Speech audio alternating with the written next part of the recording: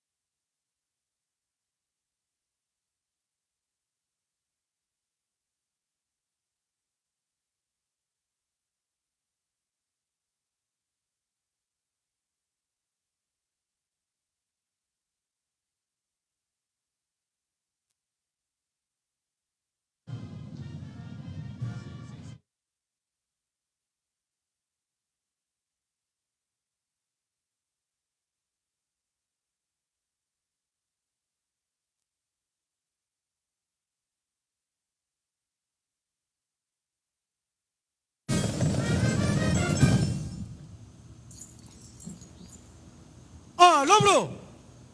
¡Arre! ¡Descansen! ¡Arre! ¡Unidades! ¡Canso! Con la presencia de la familia presidencial, damos inicio a esta ceremonia. Entonaremos a continuación las sagradas notas del himno nacional de El Salvador, en voz de los cantantes Florence Nicole Umaña y Wilfredo Enrique Solórzano. ¡Y atención! ¡Arre!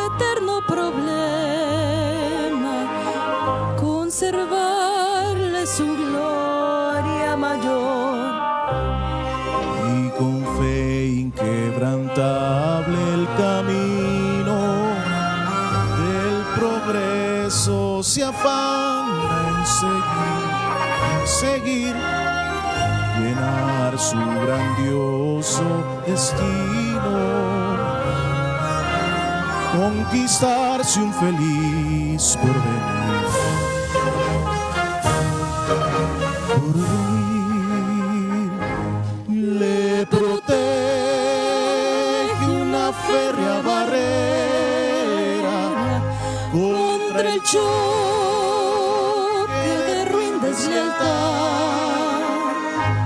Desde el día que en su alta bandera con su sangre escribió libertad, escribió libertad, escribió libertad. Descanso. A continuación, la oración en la bandera salvadoreña será recitada por la estudiante Daniela Sofía Navarrete Hernández, del Centro Escolar Católico Santa Catalina. Atención. ¡Sí!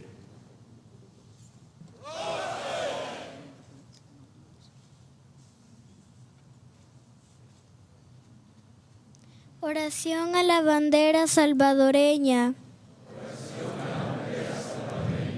Dios te salve, patria sagrada. En tu seno hemos nacido y amado. Eres el aire que respiramos. La tierra que nos sustenta. La familia que amamos. La libertad que nos defiende. La religión que nos consuela. Tú tienes nuestros hogares queridos. Fértiles campiñas. Ríos majestuosos. Soberbios volcanes. Apacibles lagos. Cielos de púrpura y oro. En tus campos ondulan doradas espigas. En tus talleres vibran los motores. Chisporrotean los yunques. Surgen las bellezas del arte. Patria, en tu lengua armoniosa pedimos a la providencia que te ampare. Que abra nuestra alma al resplandor del cielo. Grave en ella dulce afecto al maestro y a la escuela. Y nos infunda tu santo amor. Patria, tu historia, blasón de héroes y mártires, reseña virtudes y anhelos. Tu reverencia es el acta que consagró la soberanía nacional. Y marcas la senda florida en que la justicia y la libertad nos llevan hacia Dios. Bandera de la patria, símbolo sagrado del Salvador. Te saludan reverente las nuevas generaciones.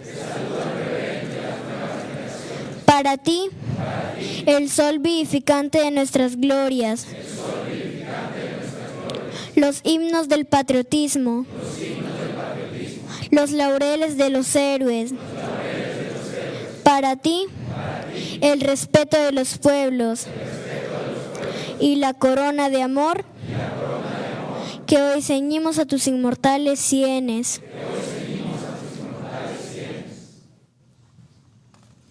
Unidad de descanso.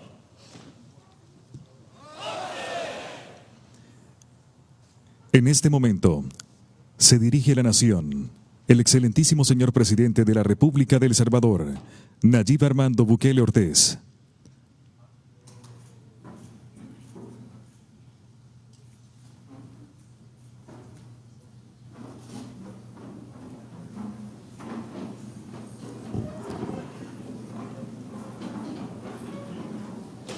Ya es hora Es hora de dormir del aire.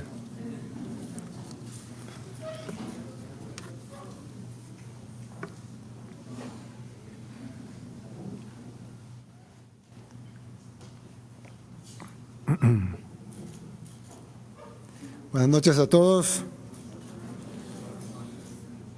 Señor presidente de la Asamblea Legislativa, Ernesto Castro, y señores diputados que nos acompañan esta noche. Señor presidente de la Corte Suprema de Justicia, Óscar Alberto López Herez, y señores magistrados. Señor vicepresidente de la República, Félix Ulloa Hijo, y su distinguida esposa. Mi querida esposa Gabriela, la primera dama de la República. Señores diputados al Parlamento Centroamericano, señores miembros del Ministerio Público y el señor Fiscal General de la República, señor alcalde municipal de San Salvador, excelentísimos señores embajadores y honorables jefes de misiones diplomáticas acreditadas en nuestro país, señores miembros de mi gabinete de gobierno, estimados estudiantes y docentes que nos acompañan esta noche, invitados especiales, querido pueblo salvadoreño. Todos los 15 de septiembre nuestro país celebra el Día de su Independencia. El 15 de septiembre del 2012, hace exactamente 10 años, poco después de haber sido electo alcalde de Nuevo Cuscatlán, yo daba un discurso precisamente ante el cuerpo diplomático acreditado en nuestro país. Ese día, hace exactamente 10 años, desde un pequeño pueblo en el departamento de La Libertad, yo decía que si bien celebrábamos nominalmente nuestra independencia, la realidad era que no éramos independientes de verdad. Les decía que si bien nos habíamos independizado de la corona española, estábamos aún muy lejos de ser independientes. En ese momento no me imaginé que 10 años después iba a estar dando el mismo discurso de la independencia, de nuevo con el cuerpo diplomático presente, aunque esta vez dirigiéndome principalmente al pueblo salvadoreño. Pero no me imaginé que 10 años después, en lugar de estar en Nuevo Cuscatlán, estaría dándolo aquí en Casa Presidencial. Hace una década yo lo dije como un reclamo. No somos independientes de verdad y no lo vamos a hacer hasta que cambiemos. Pero hoy no vengo a reclamar que no hemos cambiado, sino a celebrar que hemos cambiado.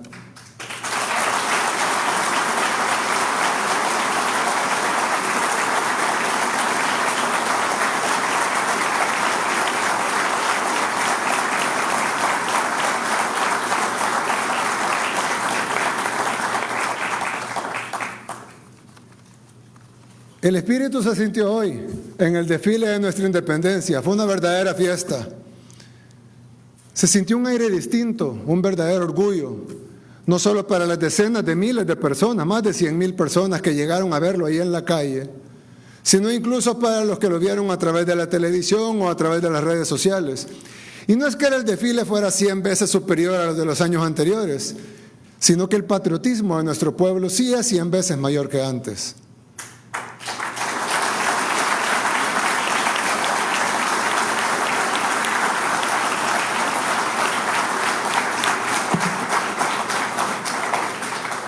Y es que la independencia tiene como requisito básico la soberanía. No podemos ser independientes si no somos soberanos. Podemos ser otras cosas, pero no independientes. En 1821 firmamos nuestra soberanía respecto a España, pero nunca fuimos un país soberano, al menos no de verdad. Y aunque tardó 200 años y representó un cambio gigantesco, sobre todo en nuestra forma de pensar y en la forma que nos vemos a nosotros mismos, ahora sí tenemos soberanía y lo hemos demostrado. Aunque hay algunos que no les guste, aunque haya presiones para que no sea así. Ahora El Salvador toma sus propias decisiones. Eso le ha quedado claro a todos. Pero para ser independientes debemos también tener libertad. De hecho, el primer grito de independencia, como lo conocemos, que lo celebramos cada 5 de noviembre, fue textualmente libertad, libertad.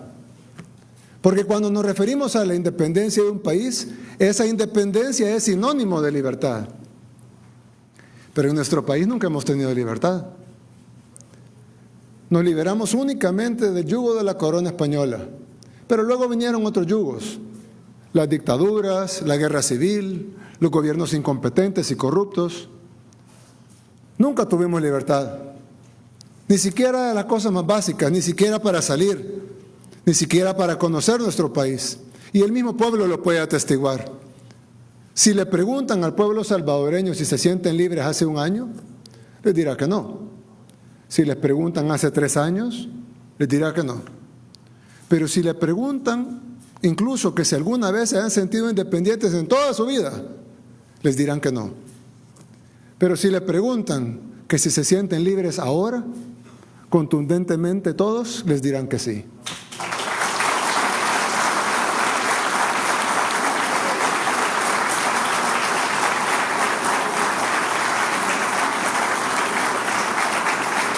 Y si no me quieren creer a mí, no me crean.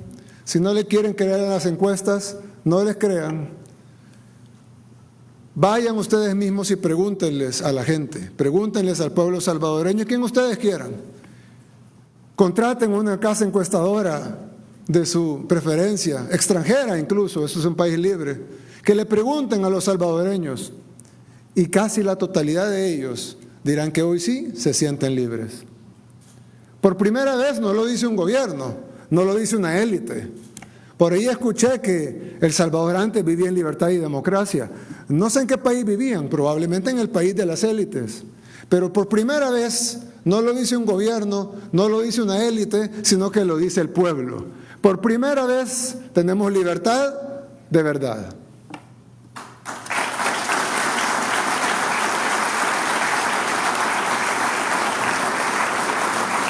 Tan importante ha sido este anhelo de libertad para los salvadoreños que incluso nuestra bandera y nuestro escudo nacional dicen Dios, unión y libertad. Es tan importante que la palabra libertad incluso sustituye la palabra independencia en la bandera.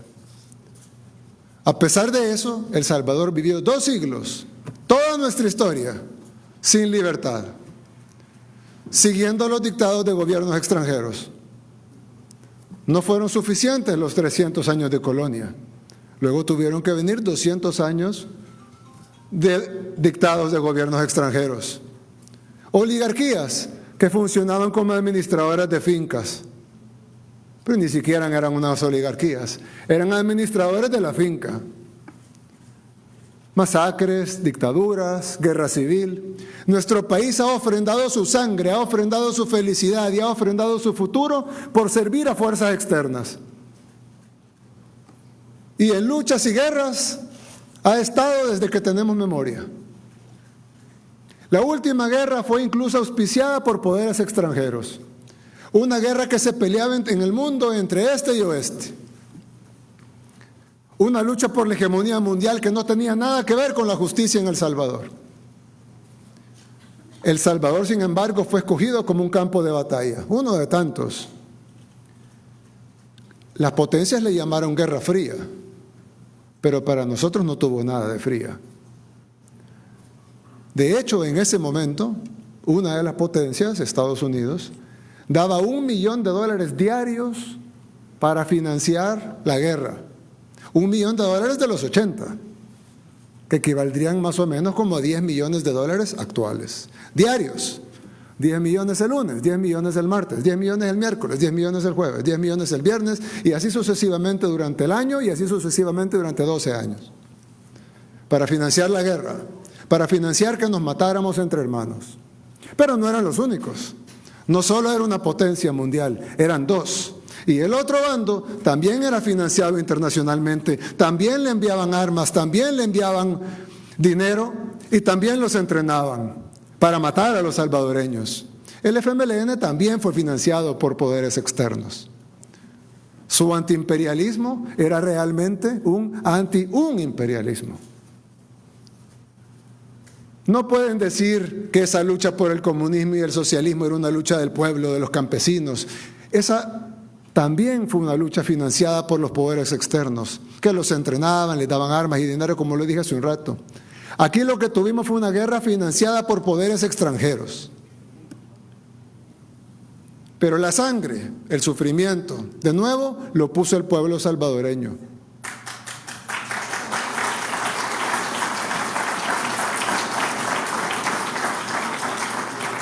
Y ambos bandos, los de un grupo y los del otro, no estamos tomando bandos, simplemente es un análisis sobre la realidad del país que es indebatible, o al menos irrefutable. Ambos bandos, por igual, nos decían que esa era la solución a nuestros problemas. Los que financiaban la guerra nos decían que esa era la solución, que nos estaban financiando para ayudar a nuestro país. Y que eso era lo mejor para nosotros. Y muchos salvadoreños que se sumaron a la lucha del FMLN para ir a matar, dejaron a sus familias, agarraron un fusil. Niños de 10, 11 y 12 años que se fueron a matar, que no tuvieron niñez. Muchos murieron en la guerra, pero incluso los que sobrevivieron no tuvieron niñez, porque a esa corta edad fueron a matar en lugar de estar jugando y aprendiendo. Como sí lo hacían en el primer mundo.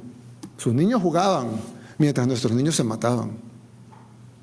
Los dos bandos de esta guerra internacional nos vendieron que ese era el mejor camino para una vida mejor. ¿No es cierto? Es una realidad irrefutable. Pero la historia nos enseñó que nos engañaron, que era una guerra entre dos sistemas a nivel mundial que fue trasladada a El Salvador como un campo de batalla más. Todo ese proceso desembocó en los llamados acuerdos de paz, también auspiciados por poderes internacionales. Qué extraño, ¿no? Todo el guión. Lo que nuestra gente vivió fue el miedo y el dolor de perder a su familia. 80,000 salvadoreños murieron y más de 20,000 desaparecidos, y además 1 millón de desplazados, la mayoría a Estados Unidos, en algunos casos a Canadá y a otros países. Nuestro país quedó destruido, nos retrocedieron 30 años en nuestro desarrollo y nos convertimos en un país sin posibilidades de nada. No nos desarrollamos como pudimos hacerlo. Millones quedaron con traumas que todavía están ahí y todavía seguimos pagando las deudas de la guerra. O no han visto a los veteranos pidiendo derechos. Todavía al día de hoy seguimos pagando las facturas de la guerra. Así que nos vendieron entonces que lo mejor para nuestro país era firmar la paz. Por supuesto que nadie está en contra de parar un conflicto armado, que además nunca debía haber existido. Pero no se firmó ninguna paz, porque no hubo paz en El Salvador. Solo fue otro engaño más. Otro engaño de la larga lista de engaños a los que hemos sido sometidos en toda nuestra historia. En enero de 1992, cuando se firmó la falsa paz, el pueblo fue a celebrar. Hubo 2 celebraciones, la de la derecha y la de la izquierda. La más simbólica y emblemática fue la de la izquierda, allá afuera de Catedral Metropolitana. Lanzaron palomas blancas. Todos pensamos en ese momento que teníamos paz, que nuestro país iba a mejorar, pero nada de eso pasó. Nunca hubo paz, de hecho hubo más guerra. Han muerto y desaparecido más salvadoreños víctimas de la violencia después de los supuestos acuerdos de paz. Murieron más salvadoreños en la paz que en la guerra, víctimas de la violencia. En esta vez, a manos de las pandillas, que coincidentalmente también fueron hijos de la guerra. Para los que no conocen esa parte de la historia, es importante que la conozcan, aunque gracias a Dios ya no la van a vivir, pero es la historia de nuestro país. Del millón de salvadoreños que tuvieron que emigrar a otros países, ese millón de salvadoreños desplazados en una gran parte se fueron a vivir a guetos en los Estados Unidos. Ahí en los guetos formaron lo que ahora conocemos como pandillas, la MS-13 y la Barrio 18. Luego vino, claro, esas pandillas eran de salvadoreños operando en los Estados Unidos. Pero luego vino el presidente Clinton con un plan de deportación y deportó a los delincuentes a El Salvador sin avisarnos que eran delincuentes. Aquí vinieron miles de pandilleros deportados de Estados Unidos y nosotros no podíamos detenerlos simplemente porque no sabíamos que eran pandilleros. Fueron a las comunidades a reclutar, al igual que la guerrilla, a niños de 12, 13 y 14 años, para que fueran a matar, para que fueran a robar. La misma receta, pero modernizada. Justo en ese momento, como que calzara perfecto, también por dictados internacionales, vino la ley del menor infractor. No pueden tocar a los menores de 18, justo a los que estaban reclutando. Nos mandaron la enfermedad y nos quitaron en ese mismo momento la única medicina que teníamos: poner a los pandilleros tras las rejas, cuando eran pocos. Entonces, la gente debía huir otra vez, o ya no por la guerra civil, sino por temor a las pandillas. Por eso más de 3 millones de salvadoreños, 1/3 de nuestra población, vive fuera de nuestro país. Unos producto de la guerra civil y otro grupo todavía más grande y que perduró más en el tiempo, el éxodo de la posguerra. Nos vendieron esa falsa paz y luego pasaron 30 años vendiéndonos una falsa seguridad, una falsa democracia, una falsa institucionalidad y una falsa libertad. Sabemos que la paz y la libertad no se logran de la noche a la mañana. Alguien va a decir, bueno, pero es que se firmó la paz, pero era un proceso. Escucho eso de los apologistas de los acuerdos de paz, que dicen, no, la paz se firmó, pero evidentemente no iba a ser de la noche a la mañana, sino que era un proceso. De acuerdo, sabemos que la paz y la libertad no se logran de la noche a la mañana, pero se ve el proceso. Pero los años pasaban y lejos de ir consiguiendo cada vez más paz y más libertad, cada vez la íbamos perdiendo más. Algunos pocos pueden decir que esto es mentira, pero ahí están los datos que no hicimos nosotros. En el año 2005, por poner un año, porque en 2004, 2003, 2006, en el año 2005 se cometieron menos homicidios que en el 2010. Y en el año 2010 se cometieron muchos menos homicidios que en el 2015. Es decir, la violencia iba aumentando en lugar de disminuir. No íbamos en un proceso hacia la paz, íbamos en un proceso hacia la guerra. En el 2019, cuando llegamos a la presidencia, empezamos a ver esa realidad, que íbamos hacia la guerra, no hacia la paz, y que poco a poco nos íbamos convirtiendo en un país totalmente inviable. Todas esas recetas que nos dieron fracasaron. En 2 siglos de historia, los salvadoreños nunca conocimos la paz, ni la libertad, ni la soberanía, y hasta ahora la población lo puede testificar.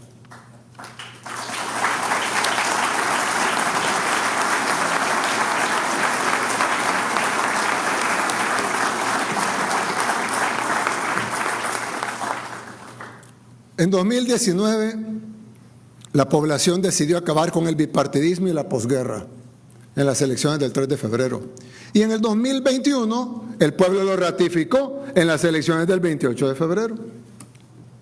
Lo ratificó masivamente, ni siquiera queda discusión. Y son resultados incuestionables. Nadie cuestionó el resultado de las elecciones, ni siquiera la oposición. El pueblo votó y el pueblo decidió darnos, no la mayoría, sino una supermayoría en la Asamblea Legislativa.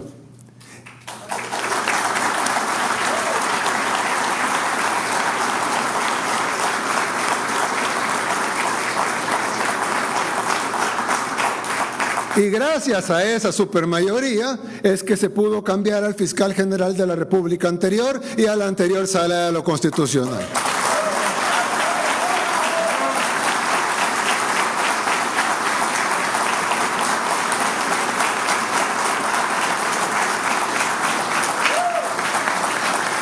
Y también la Asamblea Legislativa tuvo la valentía de jubilar a un montón de jueces corruptos que tenían acuerdos con los grupos terroristas. Estas decisiones, coincidentalmente, es que parece hasta malévolo. Estas decisiones también fueron fuertemente criticadas por una parte de la comunidad internacional. Pero son precisamente esas decisiones las que nos han permitido tener seguridad al fin. Son esas decisiones las que nos permitieron al fin tener paz. Son esas decisiones las que nos permitieron al fin tener seguridad y sentir que hay una luz al final del túnel. ¿O acaso ustedes piensan?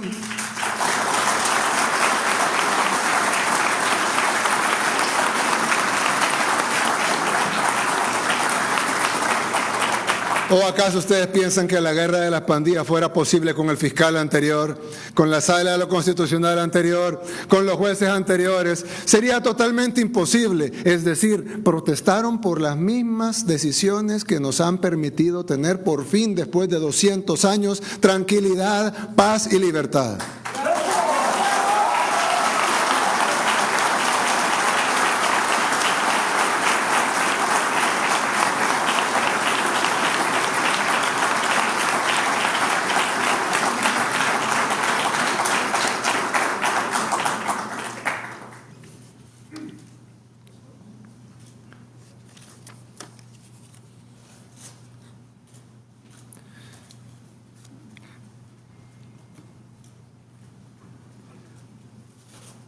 Después de 201 años, al fin vivimos una verdadera independencia.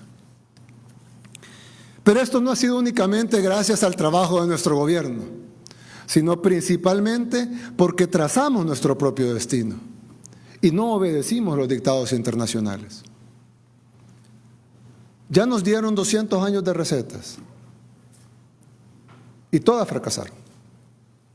Y ahora por primera vez aplicamos la receta nuestra y ha funcionado de una manera que nadie creyó que fuera posible. Gracias a que no obedecimos, gracias a que hicimos valer nuestra soberanía y nuestra independencia.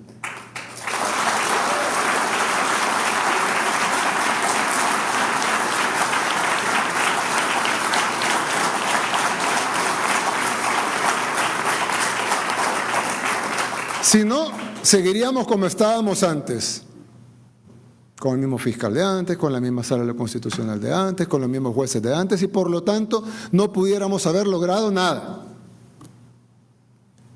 Pero para colmo, parecería que ya tuviéramos el colmo, pero para colmo, ahora que empezamos a estar bien, hay algunos, y quiero recalcar algunos, de la comunidad internacional que empiezan a condenar las mismas acciones por las que estamos bien. No las decisiones previas, las acciones por las que estamos bien. Critican la guerra contra las pandillas, critican el régimen de excepción, critican la captura de pandilleros, como si quisieran que volviéramos a estar mal. No solo nos criticaron las decisiones previas que nos permitieron hacer la guerra contra las pandillas, critican incluso la guerra contra las pandillas mismas. Ya probamos un camino durante 200 años y los resultados no pudieron haber sido peores. Para muchos que perdieron sus familiares fue el peor de los infiernos. El único camino que tiene El Salvador es este, que ya también lo probamos. No es una promesa de campaña, ya lo probamos y nos está funcionando. Y no lo vamos a abandonar.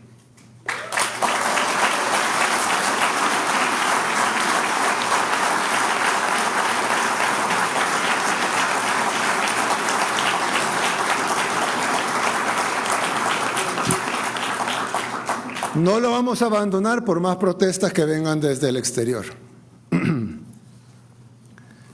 Es por eso que luego de conversarlo con mi esposa Gabriela y con mi familia, anuncio al pueblo salvadoreño que he decidido correr como candidato a la presidencia de la República.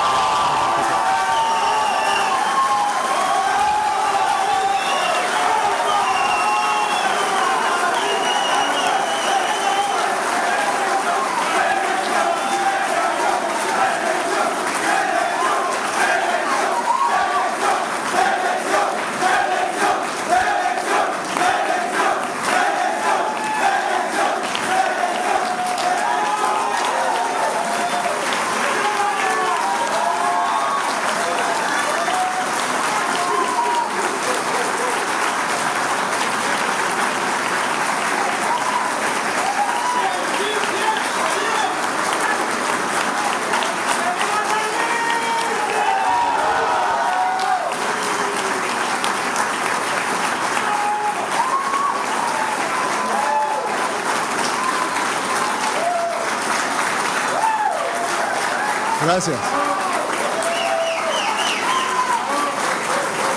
Gracias. Gracias. Para que podamos... Gracias, muchas gracias. Para que podamos continuar este camino que hemos iniciado, el camino que por primera vez en nuestra historia ha demostrado ser el correcto. De seguro, así como todas las demás cosas anteriores que les he narrado, de seguro más de algún país desarrollado no estará de acuerdo con esta decisión. Pero no son ellos los que decidirán, sino el pueblo salvadoreño.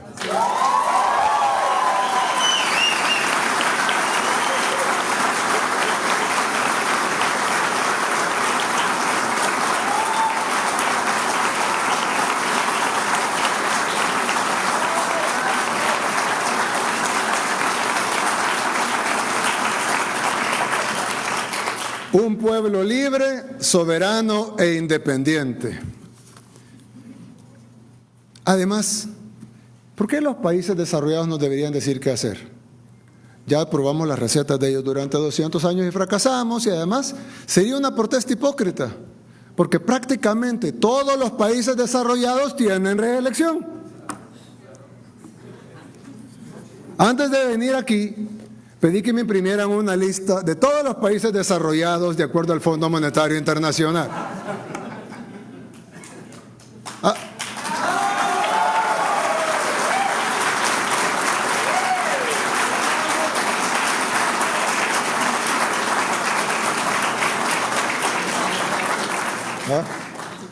Son 39 de acuerdo al Fondo Monetario Internacional. Hay otras potencias que no están aquí, pero ellos consideran estos 39 países como los 39 países desarrollados.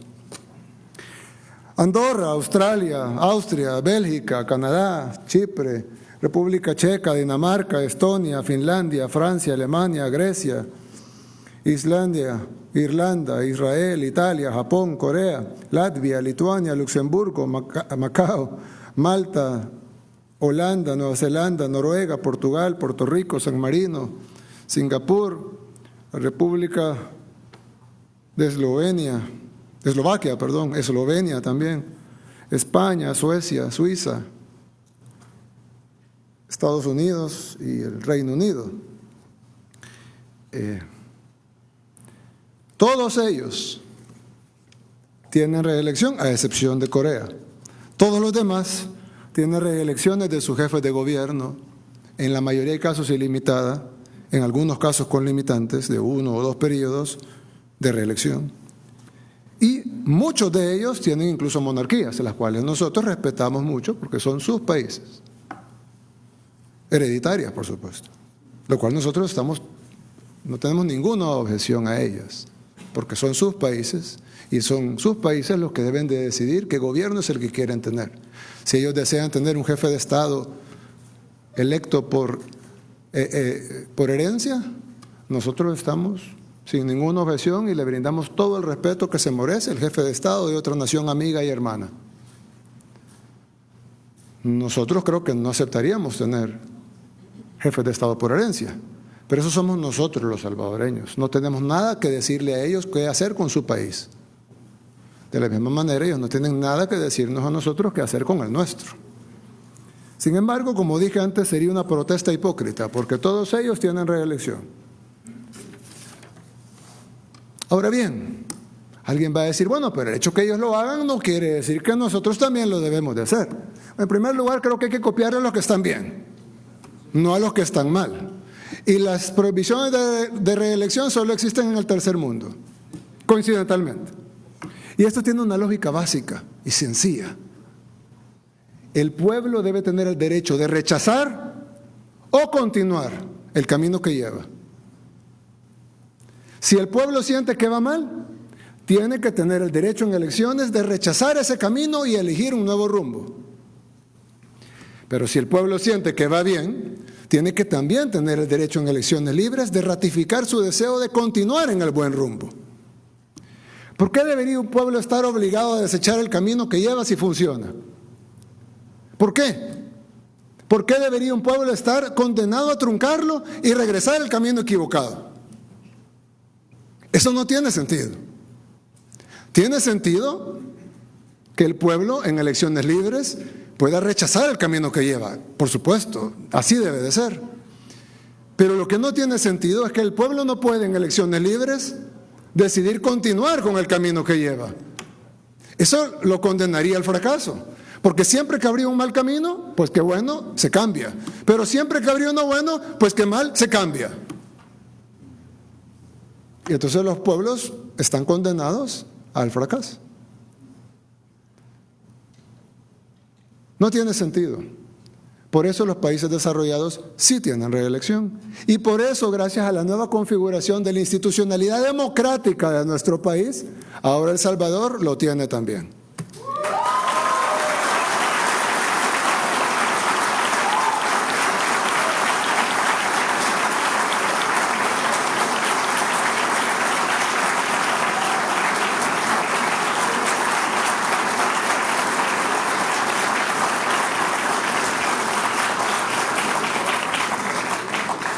Independencia, soberanía, paz, libertad, son palabras fáciles de decir.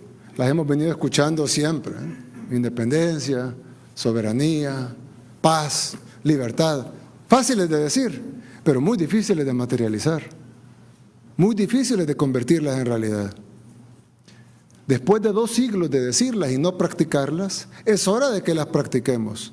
Es hora de que nosotros mismos nos convenzamos de que somos libres, de que somos soberanos y de que somos independientes. Y sobre todo, de que queremos vivir en paz.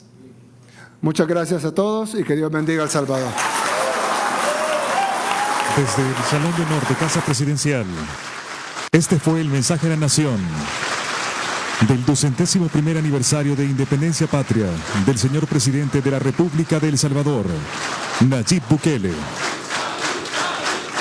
En este momento,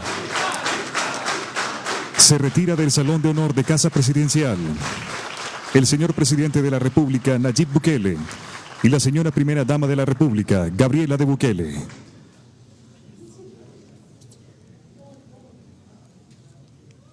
Agradecemos a los medios de comunicación por enlazarse a la cadena nacional de nuestra verdadera independencia.